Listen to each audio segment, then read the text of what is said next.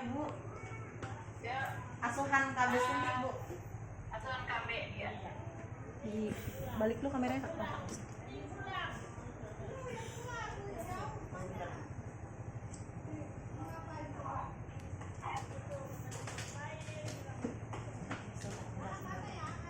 Ini aja. Nah, kelihatan sih. Selamat pagi Bu Susi. Assalamualaikum warahmatullahi wabarakatuh. Selamat pagi, perkenalkan nama saya Bidan Haryati. Di sini saya memiliki BPM di sini. Saya mau bertanya apakah ada tujuan ibu ke sini?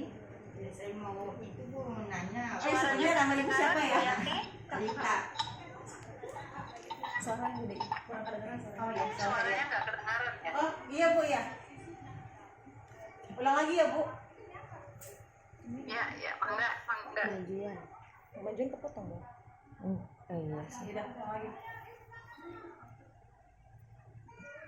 Selamat pagi, perkenalkan nama saya Bidan Haryati.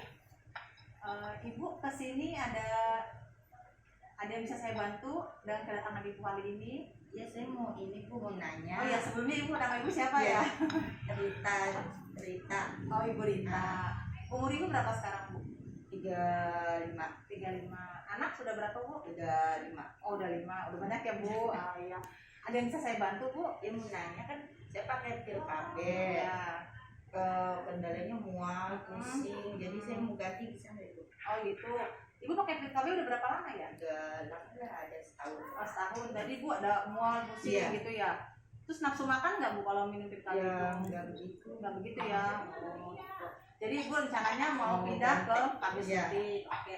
Sebelumnya Ibu udah tahu belum macam-macam KB suntik atau alat kontrasepsi lainnya? Belum. Misalnya selain suntik pakai belum pernah pakai alat kontrasepsi lain, baru pil aja. Iya. Oh berarti ini Ibu mau pindah yang ke KB suntik. Iya. Ya udah. Ini ya Bu, pertama saya jelasin dulu. KB suntik itu ada 2 macam. Yang pertama itu KB suntik yang 3 bulanan. Di sini KB suntik dia 3 bulanan ini mengandung hormon progestin. Jadi nggak ada estrogen. Biasanya dipakai bisa untuk ibu yang menyusui. Efektifnya itu sekitar 3 bulan. Jadi ibu nggak usah repot-repot minum pil tiap hari. Terus apa ya?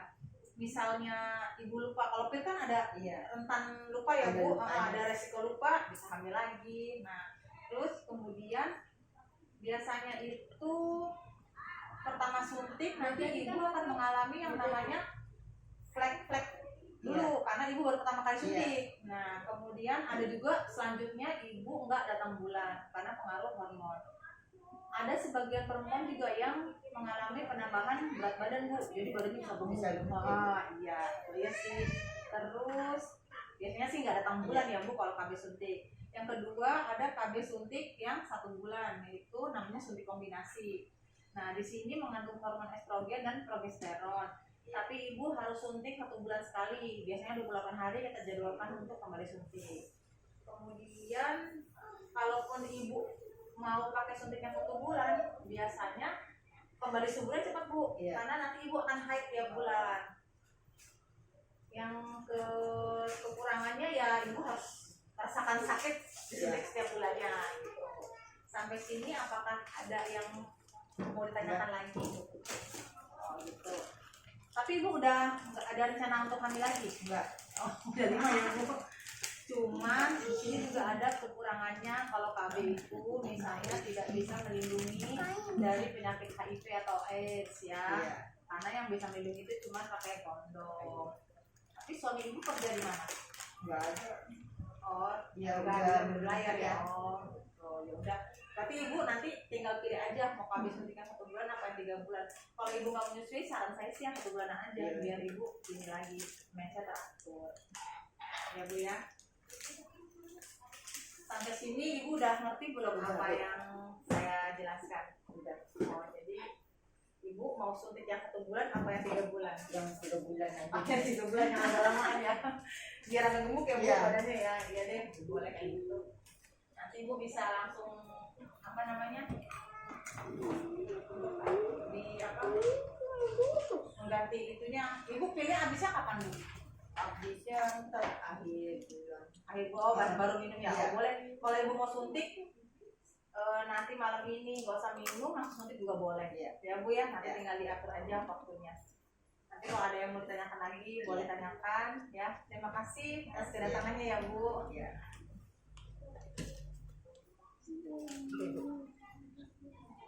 Udah.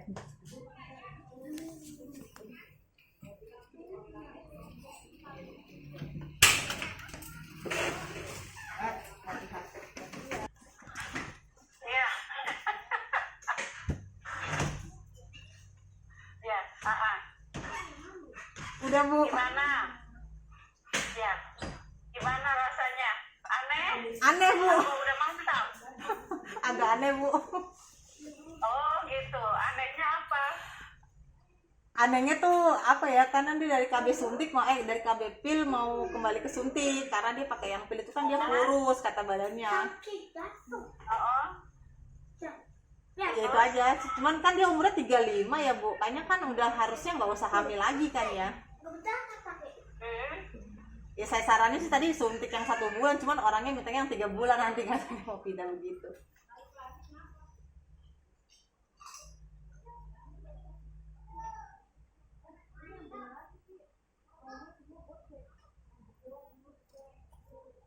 iya. Halo? Iya Bu. Bentar ya, ini Iya. lagi error ini Oh iya Bu. HP-nya. Bu. Ya. Menurut Bu Yanti, kira-kira apa yang kurang tadi? Setelah beracu dari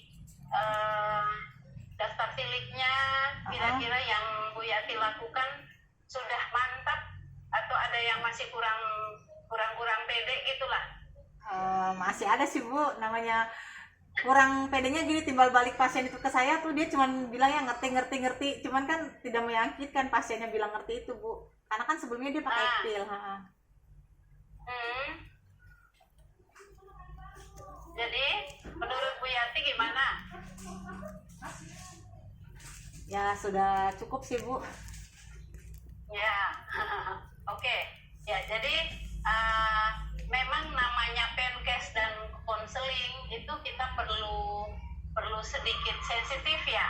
Iya Bu. Sensitif kepada ibunya dengan kemampuan menerimanya, kemampuan mengertinya, kan gitu ya. Iya, Kita Bu. sedikit sensitif.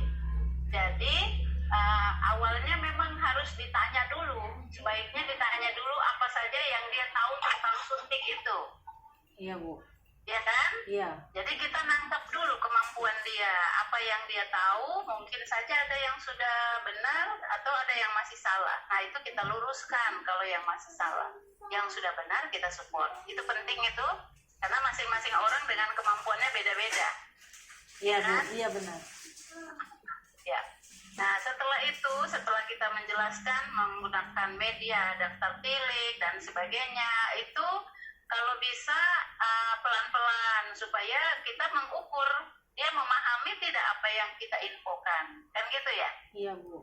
Nah, itu penting dia memahami tidak, karena ada tahap langkah yang terakhir itu kita evaluasi apa yang kita sudah jelasin dia pahami tidak, kan dia cuma bilang iya ngerti. Iya Bu. Tapi bagaimana caranya kita mengukur bahwa dia ngerti? Kira-kira menurut Bu Yati gimana? Dia bisa menentukan pilihannya Bu.